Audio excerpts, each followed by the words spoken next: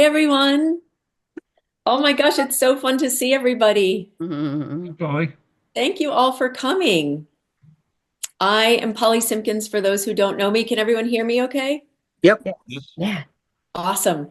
And it is our ninth book club tonight, which is so exciting. And I have a few thank yous to start. And welcome if you're new. Thank you for taking that leap and coming to see us. hmm And don't forget to keep yourself muted if you're not speaking. That's always a good thing, so we don't talk over each other. But I want you to know what a gift this is. This is no small feat to get all of us together on a night like this to celebrate a book like Dreams, The Many Lives of Fleetwood Mac.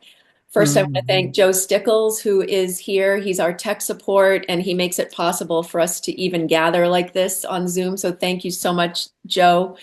I want to say huge thank you to Jay Harper, who is our traffic director. He's not here, but he's the one who does the flyers. And after we have finished with this recording, he will edit it and then get it ready to put on the website. And then Todd Carley is the one, he's our webmaster who manages the website. So I want to thank them because they don't always get thanked and they work really hard to make things happen. So thank you to everyone behind the scenes. Also, we have two sponsors, which are new for the book club. Thank you to Titcomb's Bookshop in Sandwich. We love them, and Brewster Bookstore in Brewster. These are two wonderful independent bookstores, and we love supporting them. So thank you for their support.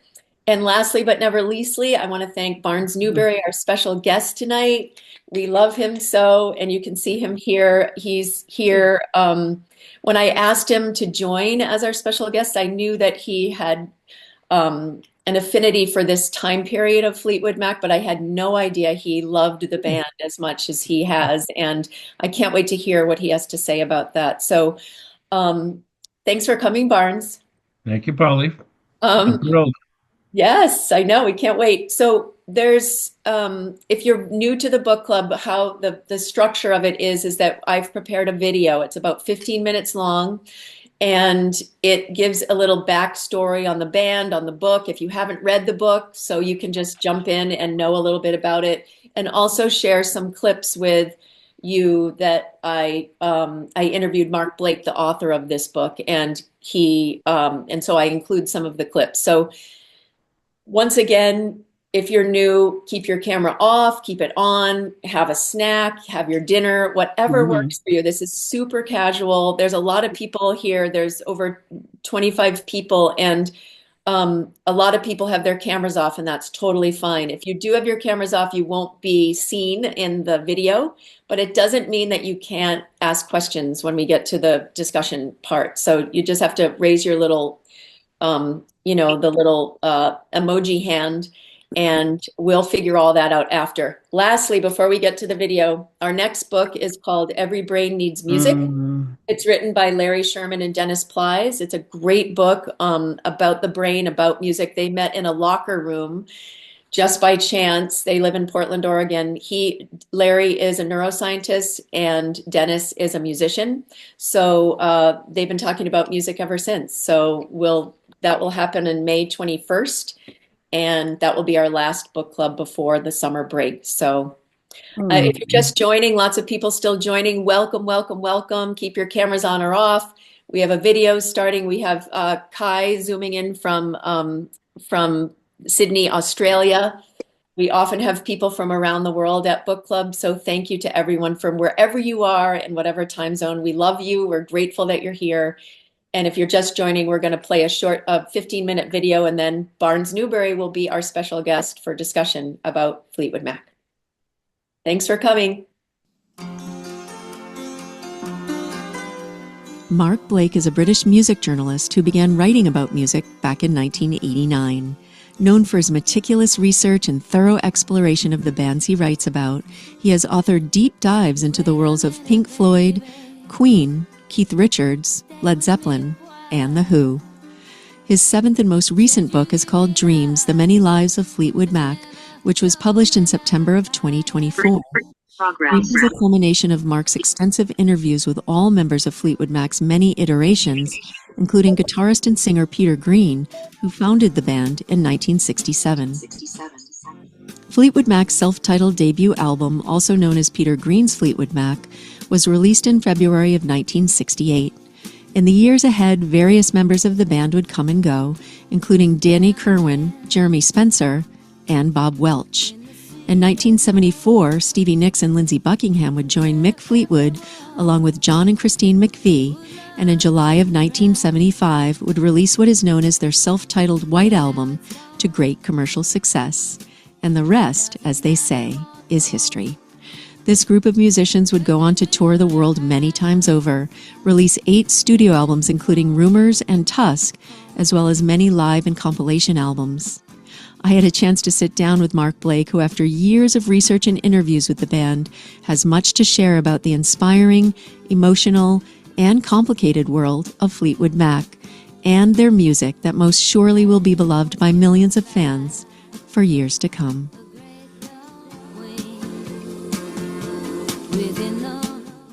Mark, thank you so much for joining MVY Radio's Rock and Roll Book Club.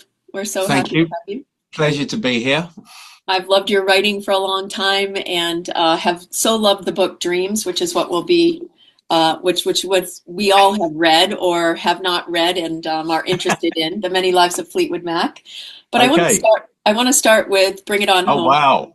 Wow. Okay. So in this book, you retell the story of your friends going to the porn cinema in the West End. Oh, in Soho. My God, you're going right back now. Yeah. Yeah, because I think that's where, as a writer, it seems like where things started to churn for you in terms of music. And you and your friends were waiting to watch The Song Remains the Same, Led Zeppelin's That's right. epic, That's which has right. recently been re-released. And you said, I'll quote you, it said, "By now I had convinced a couple of bottom rung of the ladder music magazines to let me write for them. They were generous with concert tickets and free records, less so with paychecks."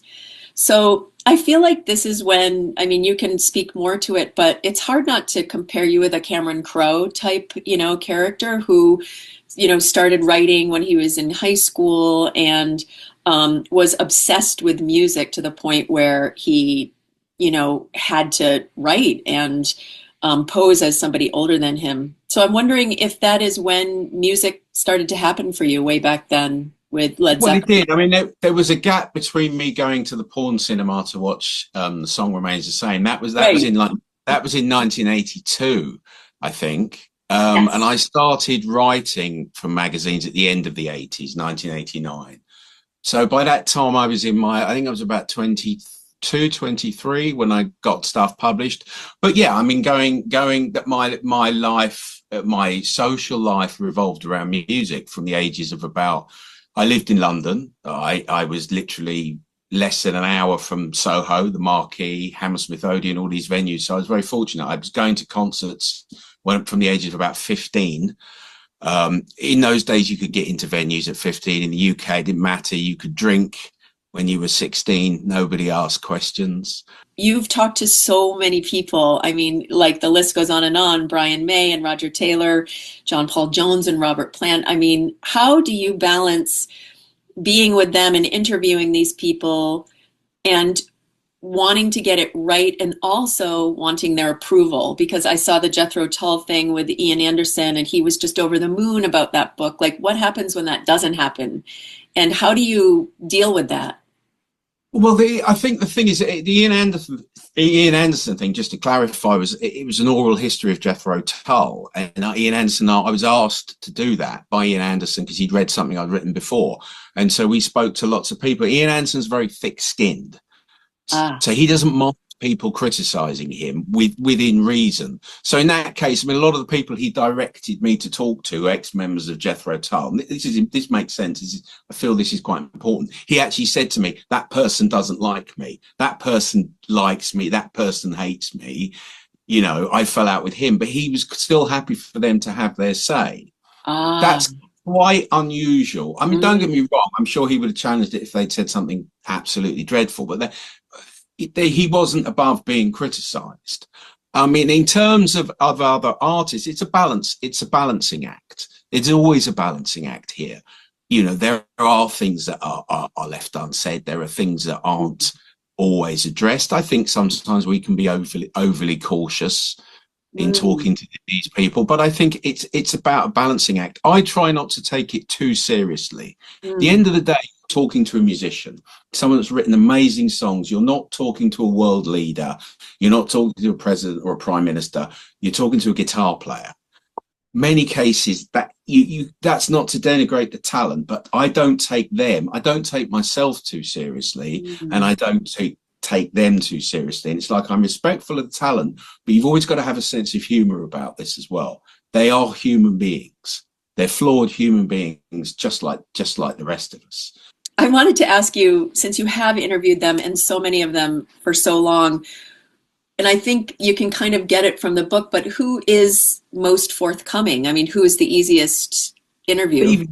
Stevie Nicks, probably. Of course. And Mick Fleetwood. This Stevie Nicks, I think she doesn't have a filter like the others.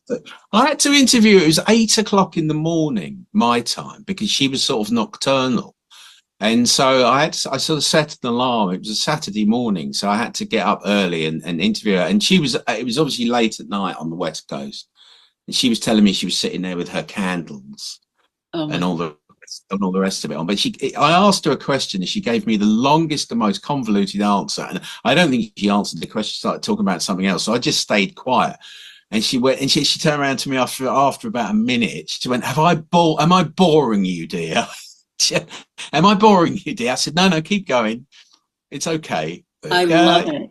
It's the most I mean, Mick Fleetwood's hilarious. He's very funny.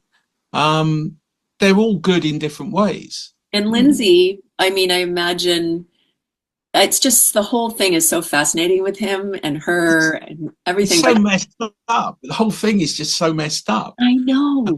I just don't. It's a constant source of fascination to me. Is this idea that you're in this very involved romantic sexual relationship with someone that ends. It ends, but you continue to work with them. Not just one couple, but two couples, with John and Christine McVie. They continue to work together. So your life is entwined with this other person. And I don't care how much you move on in your life with new partners and families and so on, as Lindsey Buckingham has done, as John McVie did. I still think it must be challenging to be in that situation, especially when you're still having to perform all these songs that you've written about this other person. And in the case, the McVies seem to make it work, but in the case of Stevie Nicks and Lindsey Buckingham, I think it's really quite toxic, actually, which is obviously borne out by what happened, with Lindsey leaving the band and then refusing to tour with him in the band. So yeah, it's not for you to navigate all that. That's one of the gifts of this book, is you are able to navigate all of that kind of toxicity and bring it to a place where we could really be, part of it and understand it. I just wanted to quickly first mention Peter Green. I'm wondering, for those who haven't read the book, if you could just explain here's a quote from you in Classic Rock. You said, this is 2012. I think maybe the last time you interviewed him, or no? That was when I interviewed him. Yeah, that's right. And you said, while he's anything but the hopeless acid casualty of rock legend, Green broadcasts on his own wavelength. So I was wondering if you could just mention the Munich incident and what bearing you think that had on. It's just so hard to know, like, what happened with him. And he took LSD. He took, as many people did, including other members of Fleetwood Mac, and it seemed to affect him more. It affected him mentally in a way that it didn't with others. And this has happened with many people who've taken the drug. I've taken the drug. I thought, I'm really not going to do that again. And I can completely understand why it would affect someone. For me, the notion of continuing to take it was utterly alien to me. I did it when I was about 18, and I thought, no, I've done that. Let's shut that away. In the case of Peter Green, and many of these contemporaries, he continued to take it, and it affected him. And what is called the Munich incident is when they were playing a gig in Munich. They were invited to a commune, a sort of left-wing hippie commune at the time, radical student commune. And he was given LSD, and the rest of the band believe he was never the same after that. Now, other people around say that wasn't the case. They think that's been used as a convenient thing to let's blame the German hippies. Blame the German hippies who gave him the drug. I think it's probably maybe a bit more complicated than that. It's a combination of. And when I interviewed Peter Green in 2012, he talked about it very candidly. And he said something to me. He said, look, after I took that, he said, I took drugs again, took LSD again afterwards. He said, but after I took that, I was never the same. I didn't come back. I couldn't come back. And he was gesturing with his hands. I'm trying to remember what he did. He went, I'm sort of over there. I can't come back. And I thought that was very sad, because I thought he's completely aware that his brain isn't working the way it worked before. And in a way, I thought that was sadder than if he was in a mental institution or he was not functioning. He was functioning, right, but something was out of kilter. And while he was talking to me, at one point he started thinking there was a girl wearing a yellow dress sat in the room. No. And the only person in the room was me, his lawyer, and his friend, his mate Paul, who sort of looked after him. And I thought, I don't know what to say. We were just sat, and then he snapped out of it and he just carried on. He was cracking jokes about Lindsey Buckingham at one point. So he's totally aware, and then he's not aware. So, you know, that's the reality of it. You know, now the question is, would he have been like that anyway if he'd never touched the drug? Would he have did he have a mental illness, or was he inclined to that? Would it have happened to him anyway if he just had a regular 9-to-5 job? I don't know. In a couple interviews I've watched of you, you've talked a little bit, and you mentioned it in the book, of a little bit of jealousy over the years with Christine behind the piano and Stevie kind of doing her thing, but she seemed to circumvent that pretty easily. I mean, they seemed to go so. Well, I think they both had different skills. Christine said she would never be out front spinning around in those giant platform heels and banging the tambourine. But equally, Stevie Nicks could do what Christine did, which is a great pianist, great boogie-woogie blues pianist, and doing that stuff. So I think they fulfilled a role. I mean, I think Stevie Nicks gave Fleetwood Mac a front person. You know, The Who had Roger Daltrey, Led Zeppelin had Robert Plant, the Stones had Mick Jagger. That was important. And Stevie Nicks was the closest they had to that. Christine's Songbird, which in the book you talk about her mom being a psychic of some sort. That's right. Yeah. Yeah. And that just kind of came out of her. Well, this is it. She said that her mum was a psychic, and her mum used to be able to paint. She couldn't paint, but if she suddenly was visited by some spirit, she could suddenly do these amazing paintings. It's an incredible story. And I just liked the story. I wasn't going to challenge it. So she said Christine said the closest I ever had to anything like that. She said I had no psychic skills. And she said, and she found her mother's psychic gift, if you like. She said she found it quite intimidating, because she'd have meetings where other people come round and they'd be, well, I don't know, whatever they were doing. And she said it was something mysterious and scary to her as a child. She said the closest I ever came to having anything like that was with the song Songbird. She literally came up with it in her head and wrote it on a piano in her apartment, but she had to remember it because she didn't have any recording device. So she had to stay up all night and then wait till she could get into the studio at 9 o'clock the next morning to put this piece of music down. Incredible. Yeah.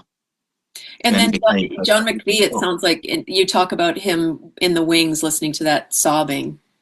Well, that's what John said. Yeah, that's what John McVie had told me. You know, he's a very quiet man, John, though. He doesn't do a lot of interviews, and you know, I think he's probably carrying a lot of stuff around internally. Again, from, you know, Lindsey and Stevie had these screaming rows and wrote songs about each other. John McVie is not really a songwriter, so he hasn't written a lot of songs. So I know, and as the bass player just sitting back there, you see them so often performing, and he's behind Christine, and it's just the whole thing.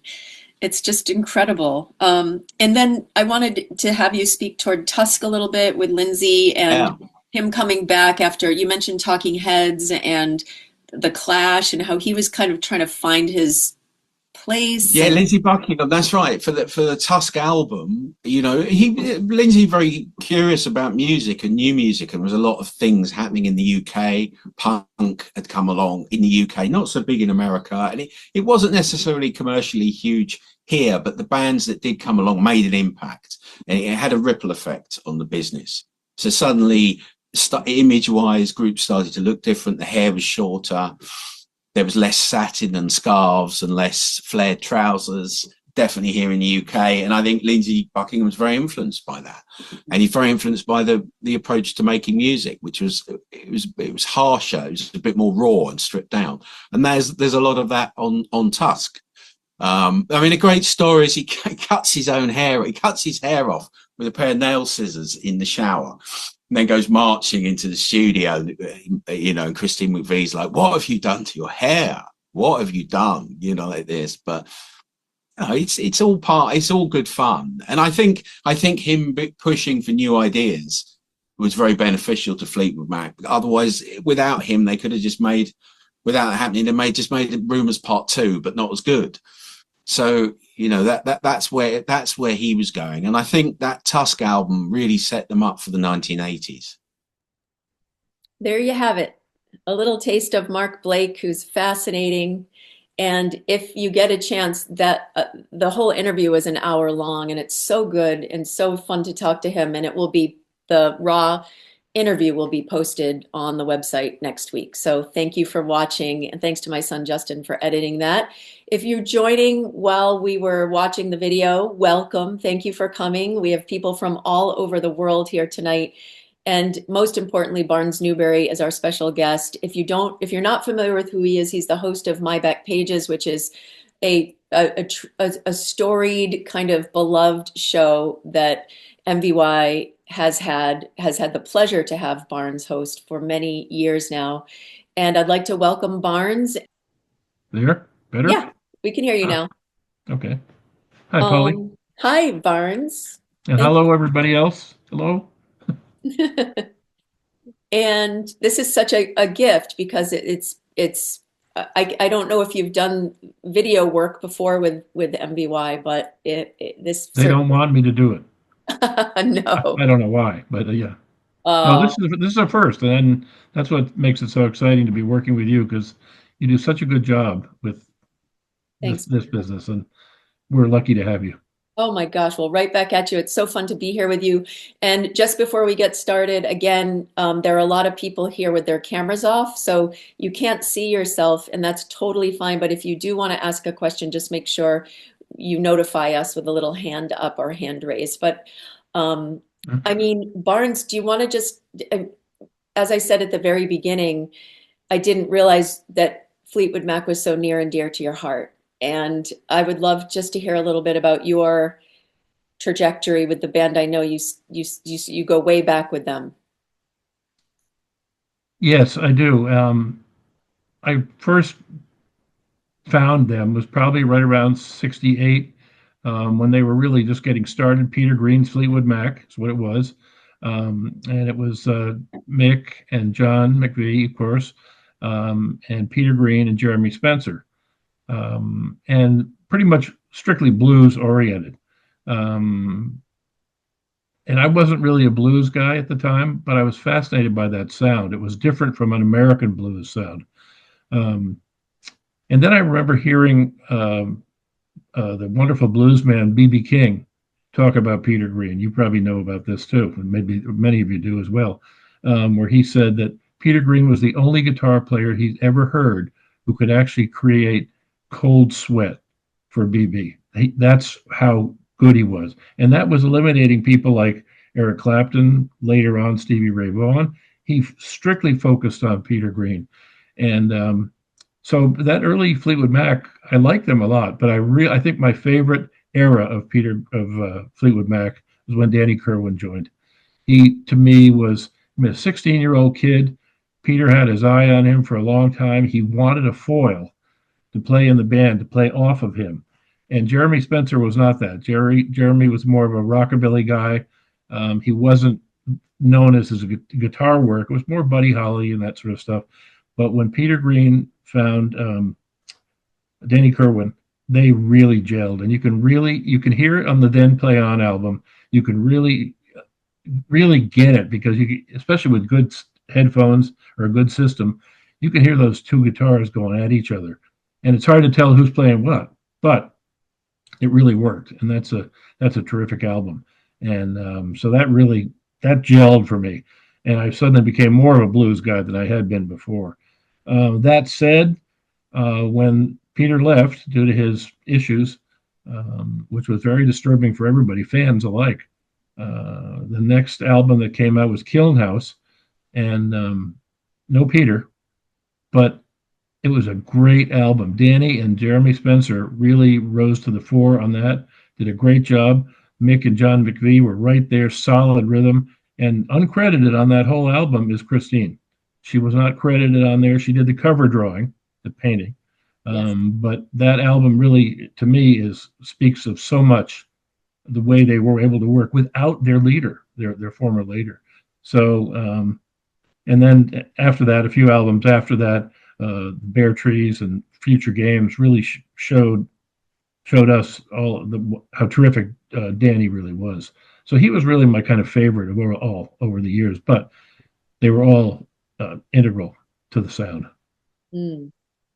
Yeah, he talks I about got to see them twice. I got to see them in the early days, and then I got to see them in Providence with Stevie and Lindsay. Very, very different show.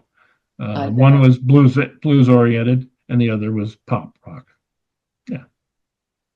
And is that what your poster's from? You posted a poster, the great.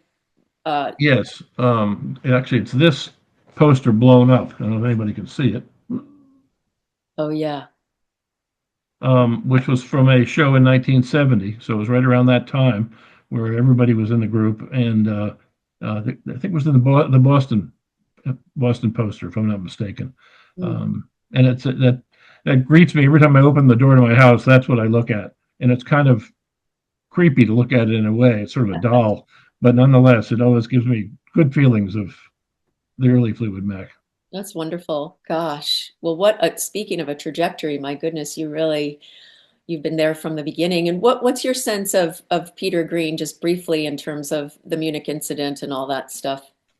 Well, I think it struck me as strangely as it did Mark, everybody else. Of course, over here, before the internet, we had no idea what was really going on at all. We heard that the band had been in Munich. All of a sudden, Peter's out of the band. He's shedding all of his worldly goods, wearing robes, giving his money away, refusing to accept money, giving money out to everybody on the street. And again, without any context, we couldn't really figure out what was going on. All we knew was he was moving away from the band's sound. So it was very disappointing, and everybody wondered what was going to happen after that. And as you probably heard, there were some bogus Fleetwood Mac bands sent out on the road in those days. And everybody I never saw them, but people were saying, like, well, that doesn't look like Peter Green. Well, of course it wasn't, because it was a bogus band. But so it was disturbing that this incredible blues man was not with it. And of course, he did come back years later, and he did play on one Tusk song, actually, which was they had to lure him in to do that. And then he did his own much later, the Peter Green Splinter Group, where he was still a good player, but it wasn't the same. The magic was gone. Yeah. So that's, I think, what happened when we knew as fans that the magic wasn't there. Now we got to rely on this new band with Danny Kerwin and Christine eventually, but they rose to the top, I think. Beautiful. Thank you so much. Yeah, for anybody who's read the book, if you have any comments or questions about the book, or have any questions for Barnes, please jump in. Or any comments or questions for Barnes about anything. I mean, this is like such an honor to have you in person. So. Well, thanks. I want to turn it over to everybody else now. Everybody sure has things to say, so I can back away and let you do it. Sure. Well, it looks like Mark and Joyce are raising their hands. So why don't you ask whatever you'd like to ask? Hello, everybody, and hello, Barnes. This is Joyce. Hi, Holly. I just wanted to know, after reading the book, was there anything in there that surprised you? Well, I have to say I have not read the book yet, so I'm backing Okay. away for that one. Polly probably can answer that better. Yeah, I mean, anyone who's read the book can speak to that, but yes, I mean, I think a lot of it surprised me. There's a lot I learned about Peter Green in the early Fleetwood Mac days. Um, I was surprised by a lot of things. One thing I talked to Mark Blake about was why they kept living together. Like speaking of Kiln House, I was like, why do they keep, and he explained like at that time that was like the thing. Everybody was like get a big house and hang out together. But I was surprised by how um, tormented they were, but still kept this communal living situation. So it's a good A lot question. of bands, you're right, a lot of bands did that. Traffic did that. Yes. Ronnie Lane, Small Faces, the Stones, of course. Of course, they did theirs in France. But this was a way to really connect. So you saw the good, the bad, and the ugly of each other. But when they would get into they had all their personal stuff going on. But when they would sit down and start to record, that's when really, again, the magic would happen for all these bands. Moody Blues too. Mm. Yeah, another thing that surprised me is there's a story in the book about um the names escape if anyone I think it's Headley Grange. Does that sound familiar to anyone? Headley Grange was like a big house where they recorded, I think in Yeah. the countryside. Yeah. Oh, Vince might know. I Anyway, don't, I don't. oh, okay. I I'll see. just finish that Sorry, thought. go ahead, finish your thought. I was surprised that so they recorded oh, I'm going to forget the name of the song now. It's in the interview. Oh, Led Zeppelin Black Dog was the song. They went into the studio after Fleetwood Mac and I'm forgetting the Fleetwood Mac song now, but the songs were notoriously very, very similar. And that surprised me. And I asked Mark Blake because he brings it up in the book saying it was kind of a rumor that maybe Led Zeppelin had taken or, you know, kind of fashioned their song from Fleetwood Mac overhearing it or something like that. But he said that was probably unlikely. They are really similar songs, but yeah. Jimmy Page did a lot of that. Is that right? Yeah, so I wouldn't be surprised if the Interesting. influence was there. Yeah. Of course, I can't remember the name of the song. If anyone remembers that song, oh well, thank you. Oh, that's right. Yeah, that's right. Yeah. Oh well, thank you so much for Mhm. that. I really appreciate that. And it is similar to Black Dog for sure. So interesting. Yeah. Question for Barnes. Thank you, Polly, for putting this together. This is great. Sure. So one thing that struck me was I'm talking about the latter Fleetwood Mac version, the pop sensation. Christine McVie's just her kind of self-deprecating style, and where she gives a lot of credit to Lindsey Buckingham for like taking her little tunes, as she would call them, that she just put on a cassette. She just and then collaborate with Lindsey on the final product of these amazing songs. And is that for as this question for both of you, I guess, or anyone, is she really being unfair to herself, or was he that much of a force in the sort of their latter sound? It seems to me he was really influential, but I just wonder, particularly on those songs that they collaborated on, is she just downplaying her own influence? A great question, Barnes. What do you think? I couldn't hear very well, Mark. Is that Mark? I'm sorry. Vince. Vince. I could see him, but I couldn't hear him very clearly. So I don't mean to have you go over it again, but ask the question. How the collaboration between Christine and Lindsey Buckingham, in particular, she seems to downplay her influence by talking about her little songs that she makes up, where and then she would then work with him in sort of the final crafting. Is she underselling herself, or was he that influential in their sound in their latter years? I think Christine was very down to earth, shy. She was not outgoing necessarily. but both of them were musicians. Stevie wasn't a musician per se, didn't play an instrument other than the tambourine. Right. So Christine and Lindsay did have a connection, very much so. To what extent, the depth of it, I don't really know, but I do know that they respected each other musically. That's all I really understand. You've heard the album that they did at the end there, the last album that Christine and Lindsay did together? Yeah. Yeah. It's not Fleetwood Mac, but it's okay. Yeah. Thanks. A good question. Yeah.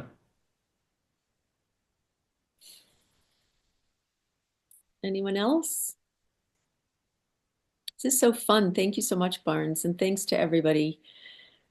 It's such an honor, and I feel like there's so much to cover. That's the one thing I loved about this book. It was able to condense so much information. But there's this, I don't know if you, Barnes, know the story of how I think it was Mick Fleetwood who overheard Lindsey Buckingham at Sun City, the recording studio. That's how they kind of, he discovered them. What do you think? I mean, just throwing out there, and you've loved the band since the beginning. What do you think they did bring or didn't or didn't fulfill? Like, how do you feel about Lindsay and Stevie? Well, I don't know if any of you have heard their album Buckingham Nicks that came out, Sunk Like a Stone, because nobody knew who they were. But Mick happened to get somebody, I think it was one of the producers, brought Mick a copy of one of the songs, Crying in the Night, I think, that Stevie had written. And he was fascinated by it. So that really, and Fleetwood Mac at that moment was kind of foundering. They were not really sure what they were doing next. And Mick suddenly thought maybe they needed a new jolt into the group, and that might be this American fellow, Lindsey Buckingham. So he was approached, and he said, yes, but I'm bringing my girlfriend. So it was both of us or neither of us. And Mick, I guess he conceded, okay, fine, that's all right.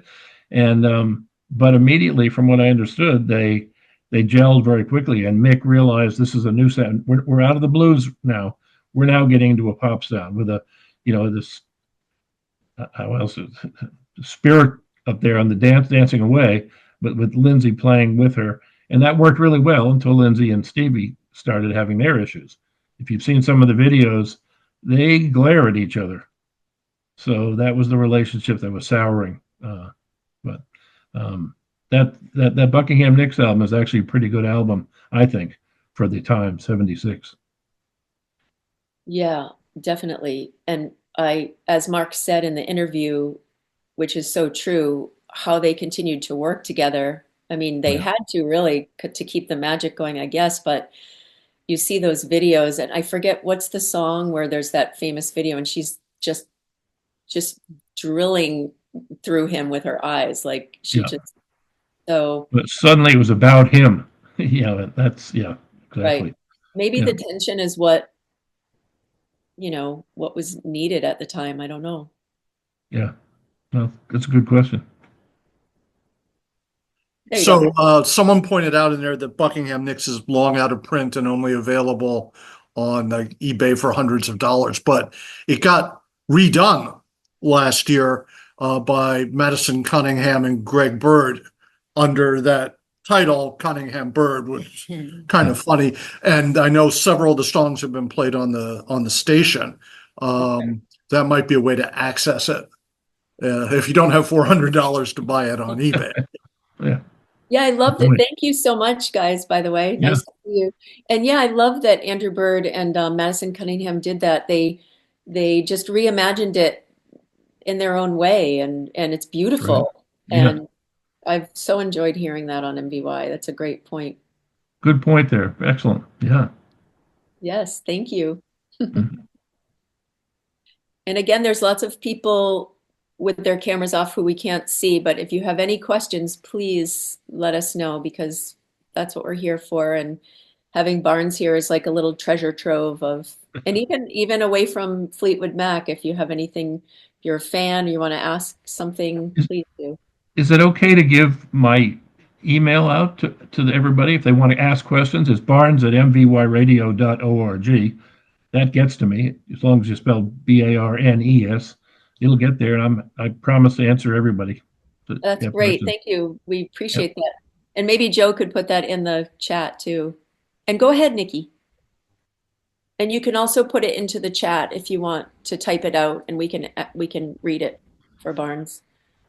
And if you're just joining us, thank you so much for being here. Barnes Newberry is our special guest, a longtime beloved DJ and host of My Back Pages here at MVY Radio. So thank you for being here. If anyone has any questions for him or any comments about the book, let us know.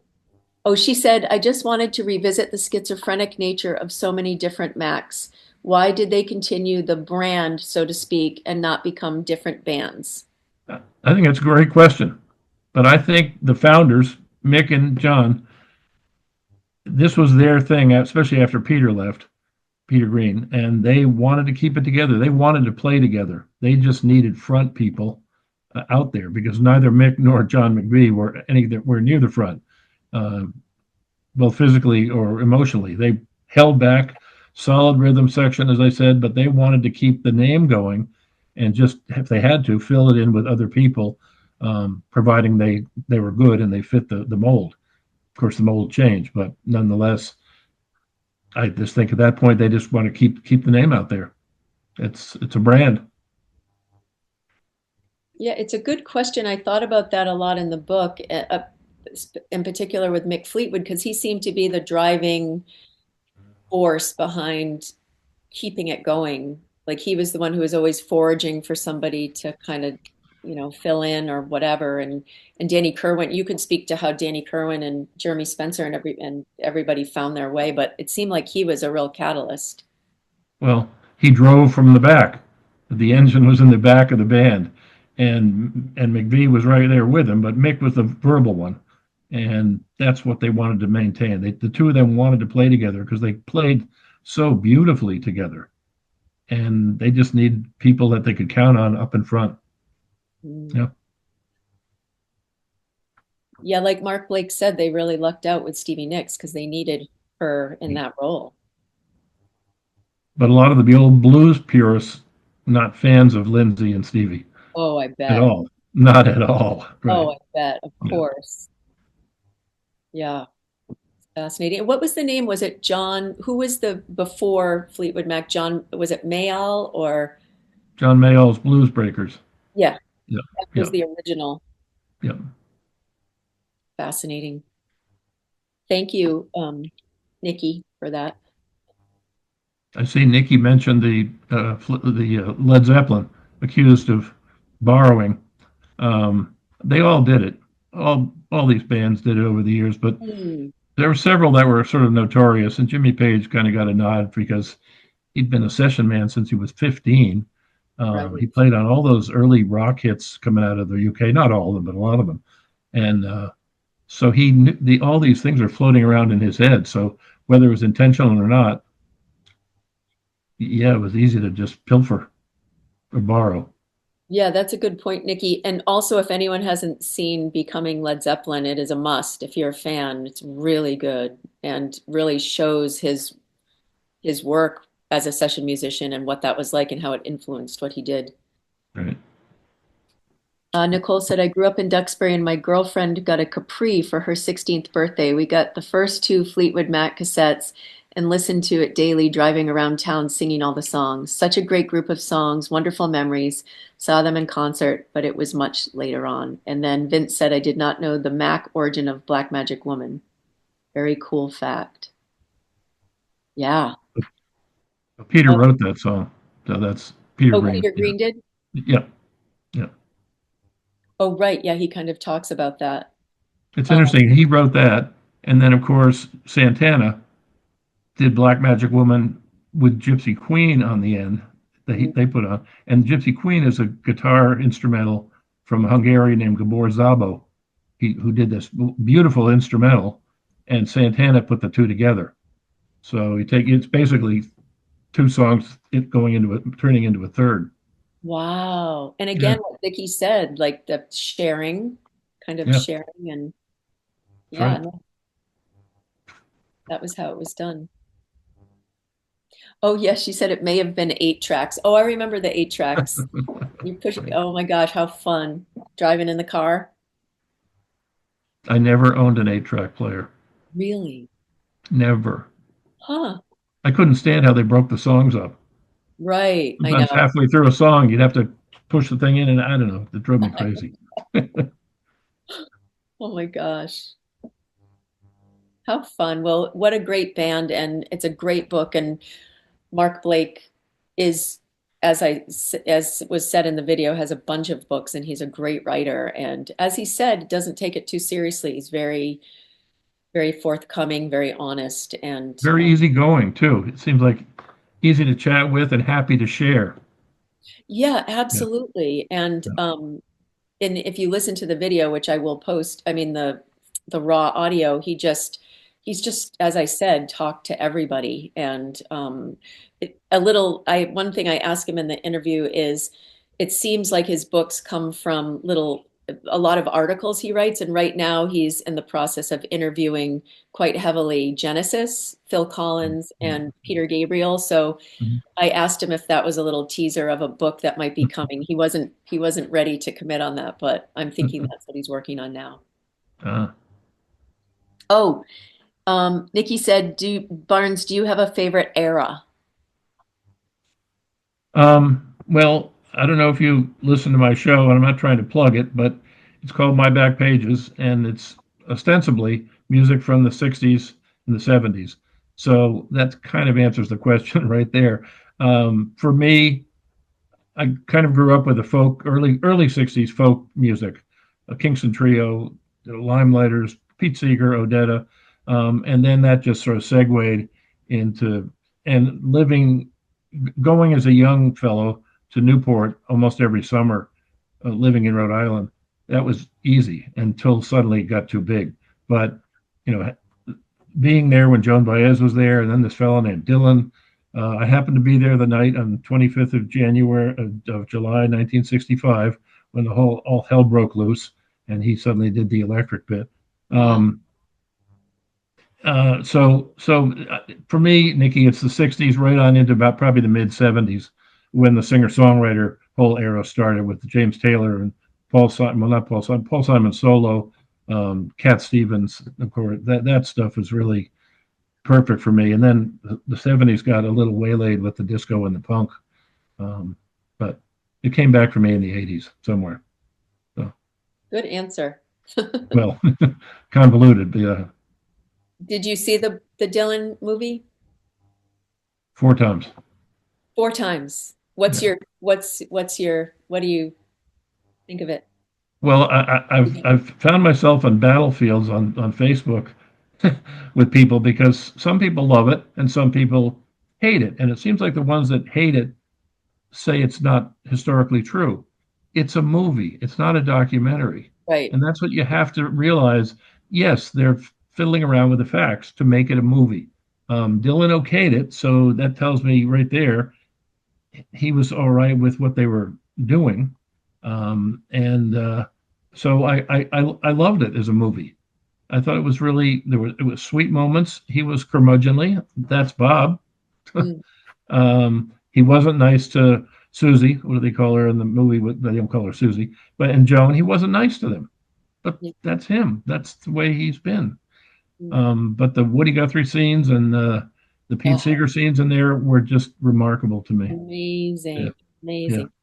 And Vince asked, was the movie depiction of Newport accurate as far as you can recall, having been there that night? That's a good question. It wasn't as dramatic as the movie, obviously. I remember sitting when Dylan came out on stage. I was sitting sort of in the back on the left, kind of to the aisle side, or the outside edge. So all of a sudden, things got really noisy and changed. And suddenly we realized that we were not hearing a folk concert. This was a different thing. But and there was booing, but the booing was mostly because the sound was so awful. The sound, they didn't have any monitors on stage, so it was really loud to them, and they played louder. And as you know, Dylan said, "Play loud," or something like that. But he also said that in England. But the point is, that was what he was getting at. He wanted to get it out there and stuff it in their faces, our faces. But most people that I knew, I never saw anything thrown on the stage. But again, it was the times were changing right there and there, and so for me it was exciting, but I was confused why it was such a big deal. But I'd already been listening to rock music on the radio, so Fascinating. Yeah, I know some young people have gone to the movie, and so many of them, or friends of mine, have said to me, "What was the big deal? Why was it such a big deal?" But I think the movie shows why, because yeah. Pete was so, I mean, they were so attached to what they were building and what they were creating, and then he was threatening that, right? Like, Well, and he saw that the folk scene from the '60s and those early days, you saw a lot of those like chain gang kind of acts up there singing the spirituals and the gospel stuff, which didn't really interest me as a kid. So as it got a little bit more exciting when I'd see guitars up there, even if they were acoustic guitars, that really triggered me a little bit more. So, but yes, Pete Seeger saw things crumbling, and I could see how he'd been building, as you say, and suddenly to see it trashed, basically, yeah, it broke his heart. yeah, and you really felt that. I thought Edward Norton did a great job He showing was that. wonderful. Yes, he was. Yeah. And the Woody Guthrie character didn't say a word, and he was magnificent too. Amazing. Yeah. Anyway, I wonder, has anybody seen Daisy Jones? Because that's something I also talked to Mark about. Daisy Jones and the Six, which is a now a series which was based on Fleetwood Mac, written by, of course, now I can't remember her name, but I'm wondering if what people think about it. Have you seen it, Barnes? no, I haven't. No, It's, I I'd, think, I'd like to. Yeah, yeah, yeah. Um, Oh, thank you. Tara Jenkins Reid, exactly. And she wrote this based on, she doesn't say, but it's completely the same story of the Lindsay and Stevie era of Fleetwood Mac. And there's some great music too, I think, in it. Oh, and the book was great too, Nicole said. I loved it. My daughter's generation loves it too. She's 21, says Leanne. Yeah, I can imagine the young ones. I think it's kind of a great vehicle for young people to learn about the music in that way, for sure. But I asked him about that, and Mark Blake, about it as well, and he said he thinks it's great. You know, any way that you can share those stories is wonderful, especially for young people in whatever yeah. way they. It doesn't matter the age. If the story is there, it's like music. It's all about the song. And if it's a good song, it really doesn't matter how it's done. It gets out. That's what we latch onto, I think. So true. Yeah. Anyone else with any questions? Oh, I know. Elvis's granddaughter is in it. She plays the Stevie Nicks character, um, uh, Riley Keough. Riley Keough is Elvis Presley's granddaughter. So yeah, she's clearly so talented. Yep. And why, when Mark and I were talking about the toxicity of Fleetwood Mac and how um, they just continued to work together, um, what do you know about the band now? I know that Stevie has a place on Maui, and same with Mick Fleetwood, right? And I read an article somewhere that they are quite close still. And what's happening? I think that the Neil Finn and Oh, right. and that Mike Campbell era is done. I think that was just a temporary kind of thing. I agree. From whatever I read, they had fun, but they realized it wasn't really going to go anywhere. Yeah. So whether anything else comes out of the ashes, I don't know. I guess we'll see. Yeah. Interesting. Yeah. Fascinating band. Yeah. Well, I can't thank you enough, Barnes, for being here with us and for just being such a gift to MVY Radio and to your listeners and our listeners, and we so appreciate you. Well, thank you, Polly. You do a wonderful job, and thank you to everybody. Nice seeing faces and hearing a few of you. Thank you for joining us. That's wonderful. I'm hoping that Joe put your email. I can't see it in there, but want to give your email one more time in case anybody has questions? Barnes, B-A-R-N-E-S, Barnes at mvyradio.org. That should do it. That should do it. Yeah, well, gosh, what a have you ever thought about writing a book, Barnes? I think I've asked you that before. I do get the question. That's one thing they can hear the music that I play, a lot of it. Some of it is really obscure, which I love tossing that in there every now and then. But the music you can do, people claim that they like the stories about the songs or about the artists, and I don't make things up. It's that I don't want to get into that. It's stuff that I know or I've heard. I've been fortunate enough to book a lot of music acts over the year. I had a club for years outside of Boston, and some very good friends of mine are pretty good, either local or worldwide musicians. I've been fortunate about that. So you can't help but pick up some of these stories. I just have to be careful about how I tell them or to tell them at all. Because some of them you just don't, have to be very careful. Yeah, that's like Mark Blake said, a lot of things go left unsaid. Like that's, it's you have to be discerning. And what was the name of your club? It was a place called the Blackthorn Tavern in southeastern Mass. Before that, I was a hospital social worker for about 13 years. So you learn confidentiality, and that's when it comes in this where there's some certain things you just don't say. Whether they're true or not, you just don't want to. It's not fair. Yeah, especially if people aren't alive anymore to defend themselves. Leanne said, "Have you ever thought what you would like your last song to be?" Which reminds me of a book. I have a book. You mean forever or today? Forever, Leanne, or? It's a good question. Oh, right. She's talking about one last song. It's a book I have here, and it's a book about musicians are asked the question, if it was the last day on earth, what would the last song you'd want to hear be? I can't answer that right now. I mean, I have several, but I really can't answer that right now. Send me an email. We'll discuss it that way, I guess. Yeah, absolutely. That's a loaded question. For sure. It's well, people, you know what I get a lot? People say to me, what's your favorite song ever? Or what's your favorite album ever? The song changes daily, but I do have one favorite album, which floors people when I tell them, because some people have never even heard of it. It's by an LA band called Love. In 1967, they put out an album called Forever Changes. And that is my always number one album. Stones, Beatles, everything else are great. This album somehow touches me.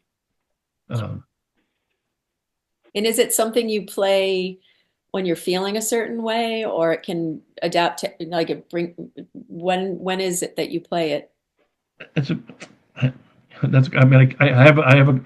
have a burn of the CD in my car almost all the time, and I don't always listen to it, but sometimes I just need to hear it because it's reminiscent of it's the summer of love. But it's the dark side of the summer of love, not all flowers and that stuff. It's what became the next year. 1968 was a pivotal year in this country, and there are a lot of things that you can connect then to now.